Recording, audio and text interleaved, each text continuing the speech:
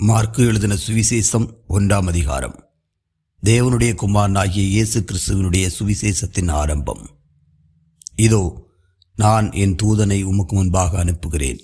அவன் உமக்கு முன்னே போய் உமக்கு வழியை ஆயத்தம் பண்ணுவான் என்றும், கர்த்தருக்கு வழியை ஆயத்தப்படுத்துங்கள், அவருக்கு பாதைகளை செவ்வை பண்ணுங்கள் என்று வனாந்திரத்திலே கூப்பிடுகிறவனுடைய சத்தம் உண்டாகும் என்றும் தீர்க்க தரிசன ஆகமங்களில் எழுதியிருக்கிற பிரகாரமாய் யோவான் வனாந்திரத்தில் ஞானஸ்நானம் கொடுத்து பாவ மன்னிப்புக்கென்று மனந்திரும்புதலுக்கேற்ற ஞானஸ்நானத்தை குறித்து பிரசங்கம் பண்ணி கொண்டிருந்தான். அப்பொழுது யூதேய தேசத்தார் அனைவரும் எருசலேம் நகரத்தார் யாவரும் அவனிடத்திற்கு போய் தங்கள் பாவங்களை அறிக்கையிட்டு யோர்தான் நதியில் அவனால் ஞானஸ்நானம் பெற்றார்கள். யோவான் ஒட்டகமயிர் உடையை தரித்து தன் அறையில் வார்க்கச்சையை கட்டி கொண்டவனாயும் வெட்டுக்கிளியையும் காட்டுத்தேனையும் புசிக்கிறவனாயும் இருந்தான். அவன், என்னிலும் வல்லவர் ஒருவர் எனக்கு பின் வருகிறார், அவருடைய பாதரட்சைகளின் வாரை குனிந்து அவிழ்க்கிறதற்கும் நான் பாத்திரன் அல்ல. நான் ஜலத்தினால் உங்களுக்கு ஞானஸ்நானம் கொடுத்தேன், அவரோ பரிசுத்த ஆவியினால் உங்களுக்கு ஞானஸ்நானம் கொடுப்பார் என்று பிரசங்கித்தான். அந்த நாட்களில் இயேசு கலிலேயாவில் உள்ள நாசரேத்தூரிலிருந்து வந்து யோர்தான் நதியில் யோவானால் ஞானஸ்நானம் பெற்றார். அவர் ஜலத்திலிருந்து கரையேறினவுடனே வானம் திறக்கப்பட்டதையும் ஆவியானவர் புறாவைப் போல் தம்மேல் இறங்குகிறதையும் கண்டார். அன்றியும், நீர் என்னுடைய நேசகுமாரன், உம்மில் பிரியமாயிருக்கிறேன் என்று வானத்திலிருந்து ஒரு சத்தம் உண்டாயிற்று. உடனே ஆவியானவர் அவரை வனாந்திரத்திற்கு போகும்படி ஏவினார். அவர் வனாந்திரத்திலே 40 நாள் இருந்து சாத்தானால் சோதிக்கப்பட்டு அங்கே காட்டு மிருகங்களின் நடுவிலே சஞ்சரித்து கொண்டிருந்தார். தேவதூதர்கள் அவருக்கு ஊழியம் செய்தார்கள். யோவான் காவலில் வைக்கப்பட்ட பின்பு இயேசு கலிலேயாவிலே வந்து தேவனுடைய ராஜ்யத்தின் சுவிசேஷத்தை பிரசங்கித்து, காலம் நிறைவேறிற்று, தேவனுடைய ராஜ்யம் சமீபமாயிற்று, மனந்திரும்பி சுவிசேஷத்தை விசுவாசியுங்கள் என்றார். அவர் கலிலேயா கடலோரமாய் நடந்து போகையில் மீன் பிடிக்கிறவர்களாயிருந்த சீமோனும் அவன் சகோதரன் அந்திரேயாவும் கடலில் வலை போட்டு கொண்டிருக்கிற போது அவர்களை கண்டார். இயேசு அவர்களை நோக்கி, என் பின்னே வாருங்கள், உங்களை மனுஷரை பிடிக்கிறவர்களாக்குவேன் என்றார். உடனே அவர்கள் தங்கள் வலைகளை விட்டு அவருக்கு பின் சென்றார்கள்.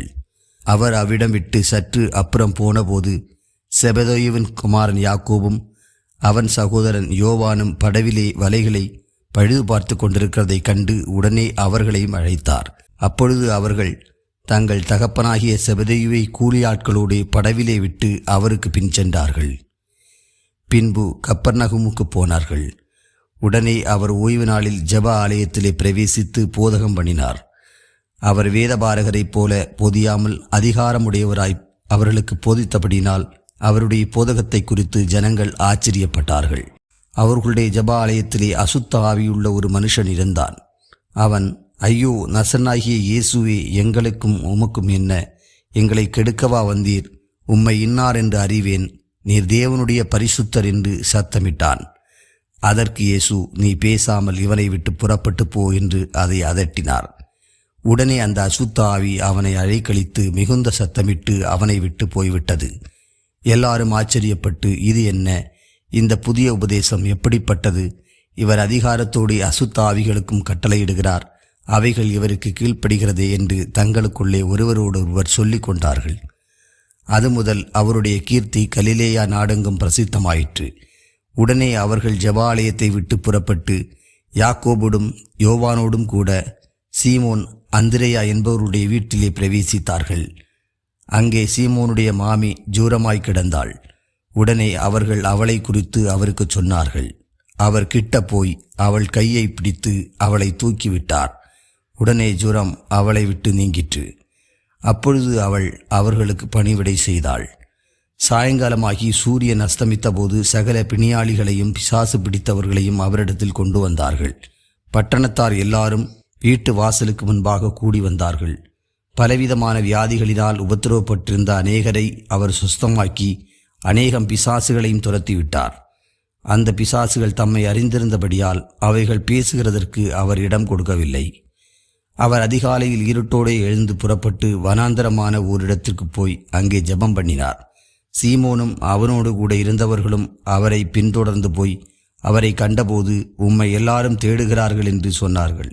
அவர்களை அவர் நோக்கி, அடுத்த ஊர்களிலும் நான் பிரசங்கம் பண்ண வேண்டுமாதலால் அவ்விடங்களுக்கு போவோம் வாருங்கள், இதற்காகவே புறப்பட்டு வந்தேன் என்று சொல்லி கலிலேயா நாடெங்கும் அவர்களுடைய ஜெபாலயங்களில் அவர் பிரசங்கம் பண்ணி கொண்டும் பிசாசுகளை துரத்தி கொண்டும் இருந்தார். அப்பொழுது குஷ்டரோகி ஒருவன் அவரிடத்தில் வந்து அவர் முன்பாக முழங்கால் படியிட்டு, உமக்கு சித்தமானால் என்னை சுத்தமாக்க உம்மால் ஆகும் என்று வேண்டிக் கொண்டான். இயேசு மனதுருகி கையை நீட்டி அவனை தொட்டு, எனக்கு சித்தமுண்டு, சுத்தமாகு என்றார். இப்படி அவர் சொன்னவுடனே குஷ்டரோகம் அவனை விட்டு நீங்கிற்று, அவன் சுத்தமானான். அப்பொழுது அவர் அவனை நோக்கி, நீ இதை ஒருவருக்கும் சொல்லாதபடிக்கு எச்சரிக்கையாயிரு. ஆயினும் நீ போய் ஆசாரியனுக்கு உன்னை காண்பித்து, நீ சுத்தமானது நிமித்தம் மோசே கட்டளையிட்டிருக்கிறவைகளை அவர்களுக்கு சாட்சியாக செலுத்து என்று கண்டிப்பாய் சொல்லி உடனே அவனை அனுப்பிவிட்டார். அவனோ புறப்பட்டு போய் இந்த சங்கதி எங்கும் விளங்கும்படியாக பிரசித்தம் பண்ண தொடங்கினான். அதனால் அவர் வெளியரங்கமாய் பட்டணத்தில் பிரவேசிக்க கூடாமல் வெளியே வனாந்தரமான இடங்களில் தங்கியிருந்தார். எத்திசையிலுமிருந்து ஜனங்கள் அவரிடத்திற்கு வந்தார்கள்.